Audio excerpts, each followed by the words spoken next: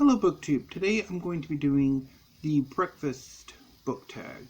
This tag was created by Josh of Literary Gladiators, and it is the 29th in his continuing foodie book tag series. I've loved doing them, and I look forward to more. I'll leave a link to the original video in the show notes down below. It's a quite long one. It's an hour and a half, but it is quite fun to watch. Prompt number 1. A light but syrupy work that sticks with you. For this prompt, I'm going to go with Tales of the City by Armistead Maupin.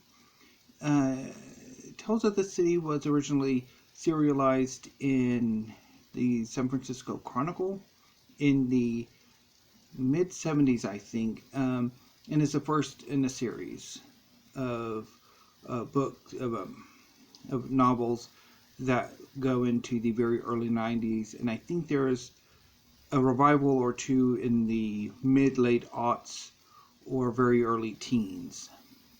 In the Tales of the City, tell the story of the residents of an apartment complex on Barbary Lane, and usually the main protagonist is Mary Ann Singleton, who is a young woman who is new to San Francisco and explores all that San Francisco has to offer. And it's a very fun novel. I've seen the adaptations. I've seen the first 3 adaptations.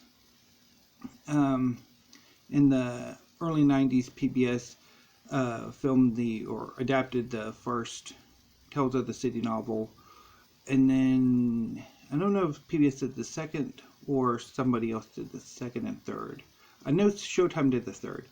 So I've seen the first 3 books adapted, and I think those were the only ones before Netflix did a new version.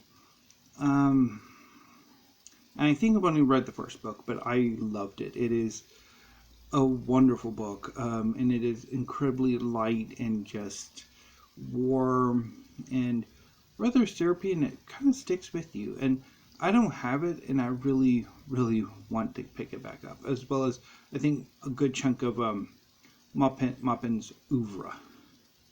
Prompt number 2, Waffles. An organized collection of works. For this one, I'm going to go with, I guess maybe We So Seldom Look on Love. Although I'm not entirely sure by Barbara Gowdy. It really relates well to Waffles. But it is a short story collection that I've enjoyed when I first read it ages ago, and I'd gotten rid of it. And I recently picked it back up, although I haven't had a chance to go have a look at it. But I remember quite enjoying the collection, and I'm looking forward to reading it again at some point in the future. Prompt number 3, Eggs. A work that can be read and interpreted in different ways. Well, it's really most literature have a number of ways you can interpret. So pretty much it's like just pick a work. And I'm going to go with The Sound and the Fury by William Faulkner. I know usually there's a certain interpretation of Quentin Compson in much of the text itself, but I actually kind of have a different take on Quentin and his relationship with his college roommate, whose name I'm forgetting right now. Prompt number 4, Serial. A work or writer you feel benefits from advertising and great advertising and press. J.K. Rowling, honestly, I think I'll take that back. I think maybe I'll agree with, somebody's done this one already, and I'm blanking on who. Sally Rooney. I think Sally Rooney probably does. Although I haven't really read her work, but oh no, this one's a really interesting one. Okay, moving on. Prompt number 5. Bacon, a writer you find as the closest thing to perfect. Oh, I'm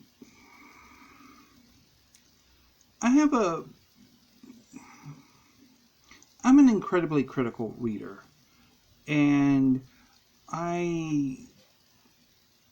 no work is ever quite perfect. Even works I love, there are things that annoy me. But I think I'll go with Jill Lepore. She's a historian who's written a number of works. I've read 3 of her works: Secret History of Wonder Woman, These Truths, and If Then, and I've loved all of them. So right now I'm thinking Jill Lepore is the closest to perfection as I've encountered. Prompt number 6, Canadian Bacon, a work that sets up heated debate.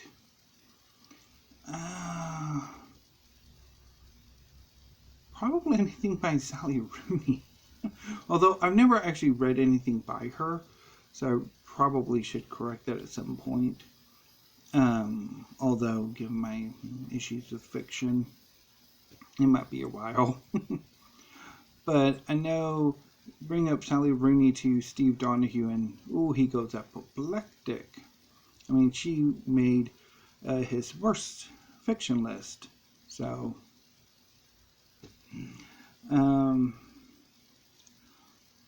but can't think of anything else that would really work here. Although Canadian Bacon is pretty terrible, so rather appropriate question for that prompt. Question number 7, or prompt number 7. Toast. What do you read when you want to read something quick? Either slim volumes of poetry or manga.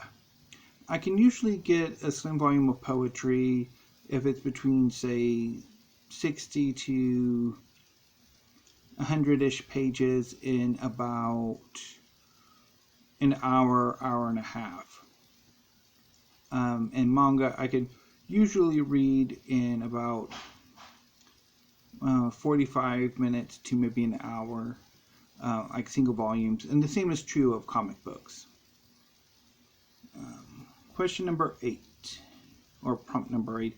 I'm going to be flipping and flopping between question and prompt, just so you know. Breakfast sandwich. Do you believe audiobooks make reading more convenient? Not in my experience. I've tried audiobooks a few times and they're not convenient for me. But I'm guessing other people probably do find audiobooks far more convenient than I do. Prompt number 9. Sausage. A strong series or trilogy. I'll go with Naruto by Masashi Kishimoto. It's a manga series about Naruto Uzumaki, who is a village outcast in a ninja village, who through strength and perseverance eventually becomes the leader of his village after many trials and conflicts. It is a wonderful series, and I really want to reread the whole of it. But first I've got to collect all of it first. So far I've only got the first volume, which actually I had some issues with the first time I read it, but when I picked it up this year, like a few months ago, I really enjoyed it. Question number 10. Coffee. Share any reading ritual. I don't drink coffee, and I don't have much in the way of reading rituals. I just sit down and start reading. Although, I guess maybe I could share a bail warning sign. I do bail quite frequently, and one of the surest signs that I'm about to bail on a book, particularly if it's fiction, is if every chapter break, I take a break. I get up, I walk around, I get a drink, I procrastinate getting back to the book.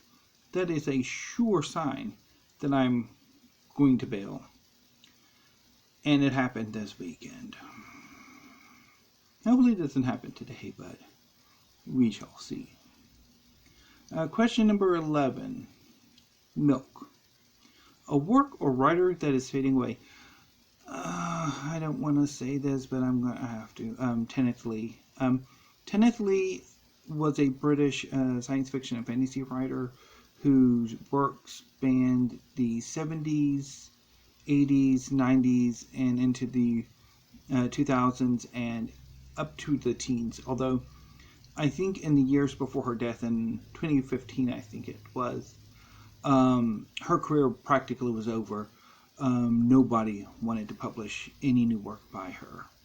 And shortly after her death, Daw, one of the science fiction publishers, did bring out her works in reprint.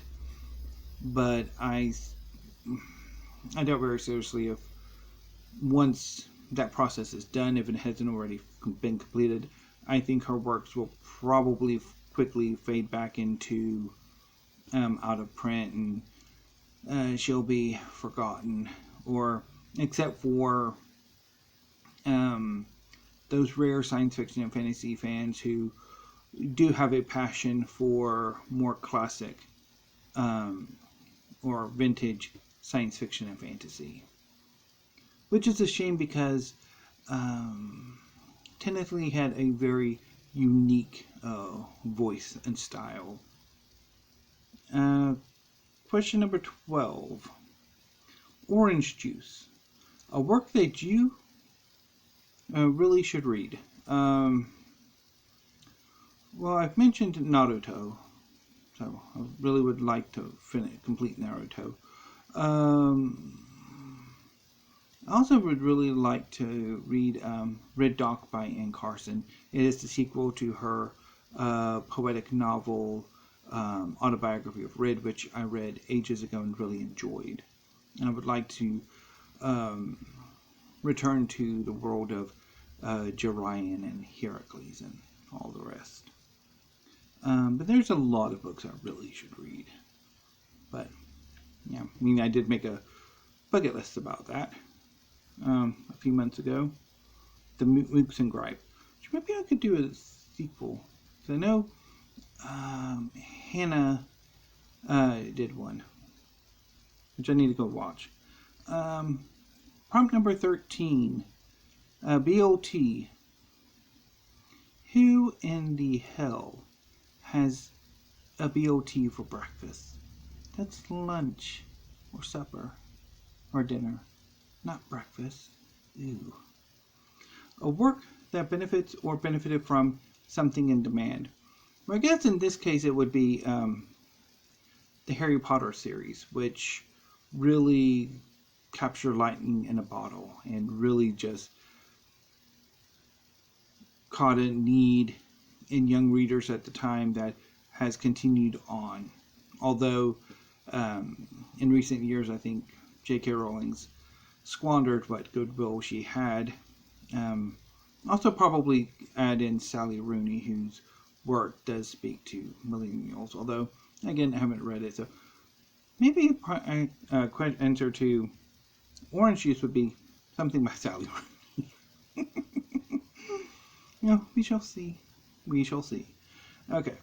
Prompt number 14. Hash brown. A choppy work that forms into something spectacular. I would go with let me see here. It might take me back, because when I was going over these questions and prompts, this one gave me some pause. I guess maybe, now that I think about it, A Cane by Jean Toomer. I think that one, it's a collection of short stories, poetry, what you could consider flash fiction, and it is a brilliant work that I haven't read in ages. I read it for a class, and I've read it a few times since then, but I don't have it anymore. But I think that one is a rather sort of choppy, put together work that really does come together, which is honestly quite true with most poetry. 15. Canadian bacon, Taylor ham, or pork roll. I'm thinking from watching Josh's video that Taylor ham and pork roll are alternate ways of saying Canadian bacon in New Jersey, or some kind of New Jersey specific breakfast dish. So I'm going to go with none of the above, because I don't like Canadian bacon, and I'm not entirely sure what Taylor ham or pork roll is. So anyway, prompt number 16. What is your favorite breakfast? Pancakes with butter and sugar, and sausage patty and a fried egg. That is my favorite breakfast.